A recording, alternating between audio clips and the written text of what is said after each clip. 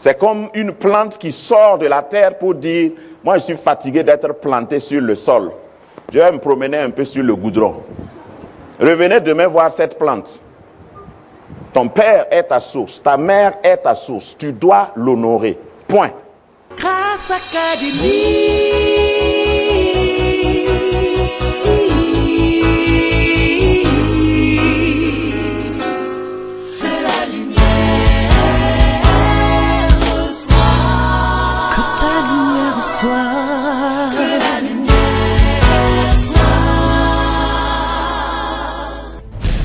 L'intention de Dieu depuis la création, en créant l'homme, au fait, n'était pas de créer une église. Jésus est venu pas pour fabriquer des chrétiens. Jésus est venu pour faire des citoyens d'une autre cité, d'un royaume. Tu es un digne représentant, représentante, ambassadeur, plénipotentiel du royaume des cieux. Tu es mandaté par le ciel et tu es équipé pour représenter Dieu, représenter son règne partout. Quand tu te déplaces, tous ceux qui sont sur la route te cèdent le passage. Mais pour pouvoir représenter Dieu, il faut le connaître. Pour le connaître, il faut marcher avec lui. Il faut que tu passes par une transformation de mentalité.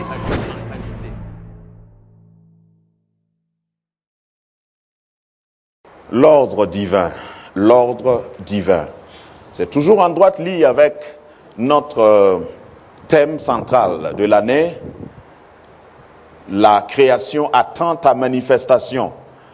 Tu es né à une époque donnée, tu appartiens à une génération, tu es né quelque part avec une adresse. Et cette adresse, cet environnement, cette génération attend ta manifestation. Mais pour que tu puisses te manifester comme il se doit, il y a des lois, il y a des prérequis. Et il faut que tu connaisses certains fondements. Tout part de tes fondements. Tout ce qui existe, tout développement part d'un bon fondement. Si tu négliges, si tu méconnais tes fondements, tu ne pourras jamais aller loin. Ça, c'est imparable. Tu ne peux pas dire, je suis tellement intelligent que je vais faire n'importe quoi et réussir quand même. Ce n'est pas possible. Donc, pour toi, homme à H majuscule, tu as un fondement. Et ton fondement, ce sont tes parents. Tu es né de quelque part. Tu es né d'une famille. Et il y a que nous enseignons beaucoup sur la famille, sur les parents, notre relation avec les parents. On l'enseigne beaucoup à l'école de dimanche, aux enfants, mais nous oublions de le préciser quand nous sommes devenus adultes. Tu as 5 sortes de parents. Peut-être que quelqu'un peut trouver plus, mais tu as 5 sortes de parents. Les parents, c'est le fondement. Le mot père même veut dire source. Abba, source. Tu es sorti d'une source. Que tu aies connu ton père ou que tu ne le connaisses pas, c'est une source. Que ton père t'aime ou pas, il est ta source. Et si tu as la grâce de connaître tes parents, quelle que soit leur catégorie sur cette liste, tu dois leur donner l'honneur qui leur est dû. Et si tu n'honores pas, il y a des choses que tu ne pourras pas, il y a des privilèges, il y a des niveaux que tu ne pourras pas atteindre. Amen. Donc, cet enseignement, Dieu me l'a mis à cœur depuis un certain temps, parce qu'il y a beaucoup de chrétiens qui naissent de nouveau et qui oublient certaines choses. Par exemple, ils oublient leurs parents biologiques et ils pensent tout de suite à leurs parents spirituels ou à leur Père céleste. Je n'ai pas mis Père céleste ici parce que ça va de soi. Voilà. Il y en a qui disent, je n'ai pour père que Dieu. C'est Dieu qui est mon papa. C'est Dieu qui est ma mère. Et je m'en fous des autres parents. C'est une erreur. Il y a des péchés qu'on pêche par ignorance. Ça, c'était un peu le développement de jeudi passé. Nous sommes en train d'étudier à l'école des officiers sur la doctrine, sur le péché. On peut pécher par ignorance, mais ça ne t'exclut pas, ça ne te préserve pas des conséquences. Si tu ne connais pas l'acide, et tu prends l'acide, tu bois par ignorance. L'acide ne va pas arriver dans ton ventre et dire, ok, bon, je t'excuse, je ne vais pas te tuer. Comme tu ne savais pas, ça va. Il y a certains péchés que tu peux commettre par ignorance, mais jusqu'à ce que tu reconnaisses ton ignorance et que tu l'annules par ta connaissance. Parce que l'antidote de l'ignorance, c'est la connaissance. Tu ne peux pas t'excuser, excuser ton ignorance, t'excuser parce que tu es ignorant et te tirer d'affaire. Donc, si tu ne le connaissais pas, si tu ne connaissais pas ces lois, c'est l'occasion de bien les apprendre, de bien les retenir, de bien les assimiler et les mettre en pratique. L'ordre divin, selon la parole de Dieu, tu dois honorer ta source. Tu dois reconnaître ta source si tu veux aller loin. Amen.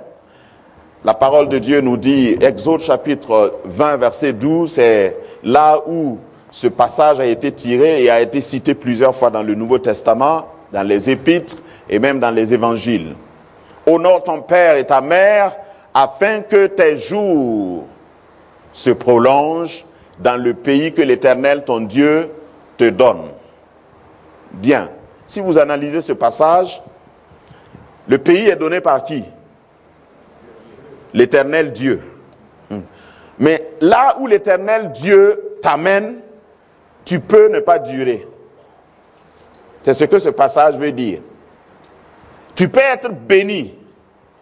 Et l'Éternel te met dans une largesse, dans une bénédiction, pour un temps court. La bénédiction, là, dépend de l'Éternel, mais sa durée dépend de toi. C'est ce que ce passage veut dire. Et permettez-moi de répéter, ce n'est pas seulement quand tes parents sont chrétiens qu'on te dit de les honorer. Même s'ils ne sont pas chrétiens, même s'ils sont féticheurs. Je vais parler du sens de l'honneur tout à l'heure pour vous éclairer. Honorer est différent d'obéir, de mettre en pratique tout ce que tes parents disent. Mais tu dois les honorer, même si tu n'es pas d'accord avec eux. On dira davantage. Amen. Que le Seigneur ouvre tes oreilles. Saint-Esprit, aide-nous à comprendre ces vérités. Parce que dans ma vision, pour préparer ce message, ce que le Seigneur m'a montré m'a fait pleurer. Il y a beaucoup de gens qui sont dans une bénédiction, mais qui voient déjà leur fin. Il y a des gens qui sont proches de bénédiction. J'ai vu comme quelqu'un arrêté à une porte, mais la personne ne peut pas ouvrir la porte, alors que derrière la porte, il y a toutes sortes de bénédictions. Et le Seigneur m'a dit, enseigne à mon peuple pour qu'ils connaissent et qu'ils reconnaissent la loi de l'honneur. Parce qu'il y a beaucoup de gens qui bafouent, qui ne reconnaissent pas cette loi dans leur vie. Et ça les entraîne dans des choses qui sont contraires à ce qui leur était destiné. Que Dieu nous aide. La famille est plus vieille que le péché, que tout ce que vous pouvez imaginer. Donc la famille est importante et tu viens d'une famille. Amen. Proverbe chapitre 23, verset 22. Proverbe 23, verset 22. Et aujourd'hui, je voudrais parler des parents biologiques. Peut-être que si nous avons le temps, nous parlerons des parents spirituels. Mais c'est une série, faites tout pour avoir toute la série pour une meilleure compréhension. Proverbe 23, 22 dit, « Écoute ton père, lui qui t'a engendré, et ne méprise pas ta mère quand elle est devenue vieille. » Amen. Il est court, ce passage, mais il est plein de sens. Vous savez, les jeunes, quand ils commencent à grandir, à atteindre un certain âge, vous allez voir un jeune de 17 ans qui cause avec ses camarades et qui appelle sa maman la vieille. La vieille à la maison. Le vieux ne m'a donné que 100 francs ce matin. Mais pourquoi toi-même tu ne peux pas te débrouiller pour avoir 100 francs? Mais ce n'est pas de ça exactement que je veux parler. C'est un langage des enfants, je comprends. Mais il y a des gens qui, parce qu'ils ont atteint une classe donnée dans la société, un certain niveau d'éducation, ils ont honte de leurs parents. Il dit, le vieux père, tu sais, il n'a pas été à l'école. Et puis, il se moque même de l'habillement du papa. Il dit, le papa, il est périmé. Tu as vu son habillement? Il est dans l'ancien temps. Alors, quand tu grandis, quel que soit le niveau que tu as atteint, rappelle-toi que quelqu'un t'a mis au monde. Rappelle-toi que quelqu'un a souffert pour que tu sois ce que tu es. Quand je me promène dans les rues de Ouaga, certaines routes que je prends me rappellent quand j'amenais mon fils à l'école primaire. Chaque matin, souvent je me lève, je suis en retard, mais je suis obligé de sortir. Et il faut lutter avec la circulation pour l'amener là où il doit être éduqué. Lui, il ne se rendait pas compte. La dernière fois, on chattait, puisqu'il n'est plus avec nous, et il dit, papa, c'est maintenant que je réalise certaines choses que tu me disais. Je dis, il faut faire vite, réalise ça vite, vite. Vous savez, c'est facile d'oublier ce qu'un père ou une mère a subi. Il y a certains parmi vous qui ont eu le privilège d'être amenés même à l'école maternelle. Tu ne savais pas comment traverser même la voie. Quelqu'un a subi. Je parle d'honorer ses parents. Ce bébé, si on ne lui montre pas les photos, peut-être qu'il ne va même pas savoir ce que les parents ont subi. C'est un bébé qui est né à 7 mois, c'est ça? Prématuré. Les parents ont souffert. La maman a gardé le lit. C'est difficile de mettre un enfant au monde et de ne pas avoir l'enfant là à côté de soi. Oui ou bien, madame? Pendant plus de 3 semaines, elle devait regarder son bébé à travers une vitre. Voilà ce beau garçon. Si vous êtes candidat, les jeunes filles, venez me voir. Voilà, j'ai droit de fixer la dot.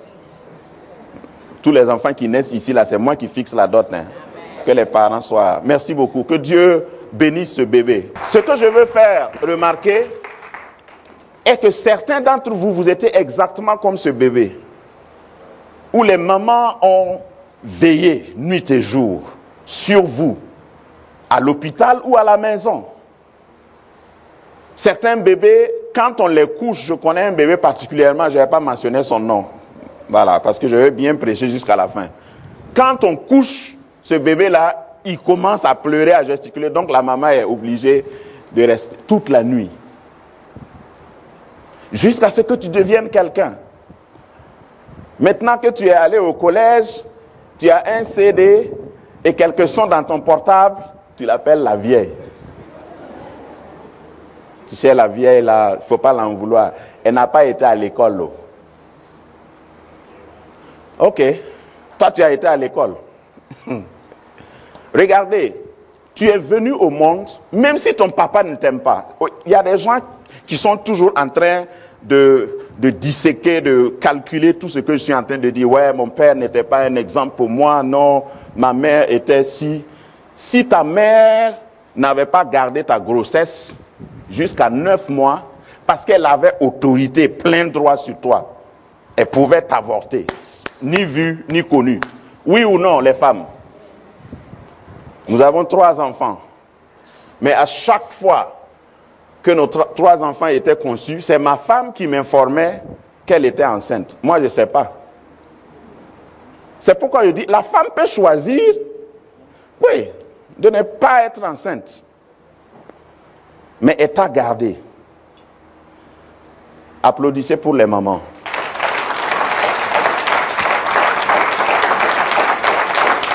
Il n'y a pas Merci beaucoup. Il n'y a pas quelqu'un ici qui n'a pas de mère. Tu es venu au monde comment? Grâce Académie, une vision, une plateforme, un cadre d'expression et d'épanouissement pour tout l'homme. Une ambassade du royaume de Dieu, un peuple d'adorateurs, un centre multiracial, une église sans cloison avec pour seule passion vivre la réalité de l'évangile de Jésus-Christ.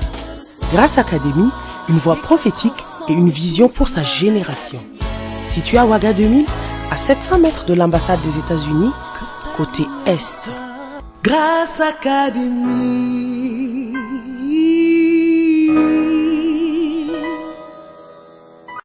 La question ici n'est pas de voir ou de dire si oui ou non ta mère était exemplaire. La Bible dit honore tes parents. Honore tes parents. Il faut les reconnaître. Il faut leur donner ce qui leur est dû. Et dans la Bible, c'est l'honneur. Il faut les honorer. Appelle-les de temps en temps, même si tu ne peux pas les rendre visite, souvent. Une simple parole d'honneur suffit à une maman. Maman, je t'ai appelé parce que vraiment je pense à toi. Merci pour tout ce que tu as été pour moi. Il n'y a pas une mère au monde qui va te maudire après de telles paroles. Il n'y en a pas. À moins qu'elle ne soit pas censée. Honore. Même si tu n'as rien, tu peux honorer. Et puisque tu as quelque chose, tu peux honorer tes parents. Matthieu 15, verset 4. Jésus l'a répété. Matthieu 15, 4. Jésus l'a répété en disant, car Dieu a dit. Là, ce n'est pas un homme qui a dit. Ce n'est pas Moïse, ce n'est pas Paul, ce n'est pas pasteur Kim Toré. Dieu a dit, honore ton père et ta mère, et celui qui maudira son père ou sa mère sera puni de mort. Les gens ne vont pas te lapider, hein, puisque c'est Dieu qui a dit, la fin là, c'est lui qui va exécuter. Celui qui maudit son père, comment on maudit son père? En parlant mal contre lui, en le dénigrant. Vous savez, si vous êtes adulte, vous pouvez réaliser très facilement, vous n'avez pas besoin d'une prophétie ou d'une révélation spéciale pour savoir que votre père a des défauts. Amen. Mon père, que j'aime de tout mon cœur, a des défauts et des limites. Mais ce n'est pas moi qui dois révéler ses défauts. C'est ça, maudire son père. Qui a un père parfait? Levez la main. C'est-à-dire votre papa, il est nickel, sans défaut. Sur tous les plans, c'est un bon exemple. Levez la main, je vais voir. Comment faire quand votre père n'est pas un bon exemple? Qui veut savoir? Bon, les autres savent déjà. Je vais parler pour ceux qui ont levé la main. Ce que vous devez faire quand votre père n'est pas un bon exemple, c'est de vous taire. C'est tout. C'est très simple. Vous ne parlez pas de lui. Les autres peuvent parler, mais quand ils commencent à parler, vous quittez leur compagnie. Parce que si jamais tu mets ta bouche dedans, comme on dit, c'est cette sentence, c'est ce commandement qui va s'accomplir. Celui qui maudira son père ou sa mère sera puni de mort. Et entre-temps, je t'informe que toi, tu es un futur père, un père en devenir ou une mère en devenir. Et ce que tu vas semer, c'est ça que tu vas récolter. Quand je parle avec mon père, il dit souvent des choses pour moi qui sont comme des bêtises. Mais j'écoute. Il dit, ah bon? Je fais l'ignorant même pour l'encourager. Et il parle. Et j'écoute parce que c'est mon père, c'est lui ma source. Si vous maudissez votre source, vous êtes fini. C'est comme une plante qui sort de la terre pour dire, moi je suis fatigué d'être planté sur le sol. Je vais me promener un peu sur le goudron. Revenez demain voir cette plante. Ton père est ta source, ta mère est ta source. Tu dois l'honorer. Point. Ah, lui là, c'est ton papa? Tu dis, oui, c'est mon père. Voilà. De toute façon, si tu ne le sais pas, tu es né pour être mieux que ton père. Donc, si ton père est d'un certain niveau, dis à tous ceux qui veulent se moquer de lui que c'est normal. Puisque toi, tu es venu pour être mieux que lui. Donc, tu ne dois pas, je défends quiconque, j'interdis quiconque de me comparer à mon papa dans le sens de nos niveaux. Parce que je suis né pour aller plus haut que mon père. Et c'est à cause de mon père que toi, tu m'as connu. J'ai dit ça à ma femme, j'ai dit ça à mes enfants. Je dis c'est grâce à mon papa que ma femme m'a épousé. Sinon, je n'allais pas exister. Donc, il faut lui dire merci. Et je dis merci aux parents de ma femme. Au fait, je sais que certains d'entre vous, vous gémissez parce que, et je traverse souvent des situations comme ça. Si je dis souvent, si j'avais les moyens, ce que j'allais faire pour montrer que j'aime mon père, ou j'aime ma mère, ou mes beaux-parents. Peut-être que vous avez des sentiments comme ça. Mais ce n'est pas, l'important, ce n'est pas combien vous donnez, mais c'est comment vous les traitez. Est-ce que vous parlez mal d'eux? Est-ce que vous dites de mauvaises choses à propos d'eux? C'est ça, honorer. Et il faut le faire pendant qu'ils sont vivants. Il faut que je dise ça avant d'aller au prochain point. Parce qu'il y a des gens qui veulent se rattraper sur la tombe de leur père, de leur mère. Ils n'ont rien fait de leur vivant. Maintenant qu'ils sont enterrés, chaque année, ils ont même inventé une fête pour eux. Et puis ils partent avec des fleurs artificielles posées. Puis ils restent là pendant une minute de recueillement. Et ils s'en fichent. C'est pas ça, honorer. Il faut honorer pendant qu'ils sont vivants. Il faut les honorer pendant qu'ils peuvent encore parler. Il y a des funérailles, si on monnayait les frais, on pouvait soigner celui qui est mort pour qu'il ne meure pas, pour qu'il ait encore 3, 4, 5, 10 ans de plus. Quand je parle de l'honneur, je parle de ça. Et si tu es un chrétien, tu ne dois pas mépriser tes parents, même s'ils ne sont pas convertis, je le répète. Tu dois t'occuper d'eux à la hauteur de tes capacités. Tu dois les honorer moralement, tu dois les honorer matériellement. Amen. La sauce d'aujourd'hui est un peu pimentée, je suis désolé, mais il faut que vous mangez. Voilà, je suis pas, c'est pas un message qui est prêché et puis les gens disent Amen. Un Amen longueur. Vous allez avoir des Mercedes l'année prochaine. Amen. Je sais comment avoir des Amen longueur. Mais aujourd'hui, là, c'est vérité longueur. Ça rougit les yeux, mais ça ne casse pas. Et c'est ça, la base, le fondement, l'ordre pour pouvoir te manifester. Il y a des gens, quand je dis vous ne durez pas, il y a des gens, vous voyez, ils s'élèvent, même économiquement. Et puis ça ne dure même pas leur vie. Ça dit que leurs enfants ne vont pas bénéficier de ça. Si on vous raconte à quel niveau économique ils étaient, vous allez être étonné. Pourquoi? Parce qu'ils n'ont pas obéi à cette loi. Lévitique, chapitre 18, verset 7. Lévitique 18, 7. Maintenant, je vais parler du sens de l'honneur. Tu ne découvriras point la nudité de ton père, ni la nudité de ta mère. C'est ta mère, tu ne découvriras point sa nudité.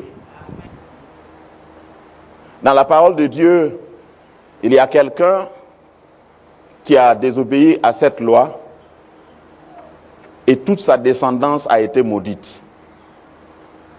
Son papa s'appelait Noé. Quand j'ai dit ça, tout le monde se rappelle. Nous allons peut-être voir ça si le temps nous permet. Découvrir la nudité, c'est quoi? Découvrir la honte, c'est quoi? Ce n'est pas aller déshabiller. Ce n'est pas de ça. Ça fait partie, mais ce n'est pas de ça dont il est question. C'est tout ce que tu peux dire qui va être honteux sur tes parents. C'est ça, la nudité.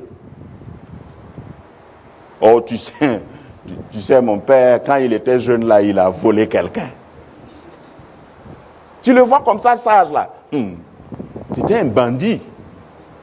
Je ne parle pas de mon père, hein, je donne des exemples.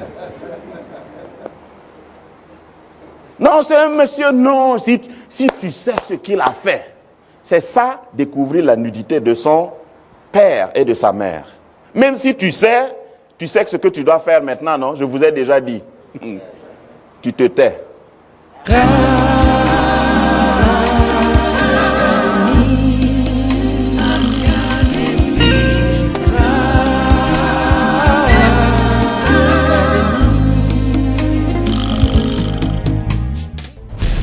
L'intention de Dieu depuis la création, en créant l'homme, au fait, n'était pas de créer une église. Jésus est venu pas pour fabriquer des chrétiens. Jésus est venu pour faire des citoyens d'une autre cité, d'un royaume. Tu es un digne représentante, ambassadeur, plénipotentiel du royaume des cieux. Tu es mandaté par le ciel et tu es équipé pour représenter Dieu, représenter son règne partout. Quand tu te déplaces, tous ceux qui sont sur la route te cèdent le passage. Mais pour pouvoir représenter Dieu, il faut le connaître. Pour le connaître, il faut marcher avec lui. Il faut que tu passes par une transformation de mentalité.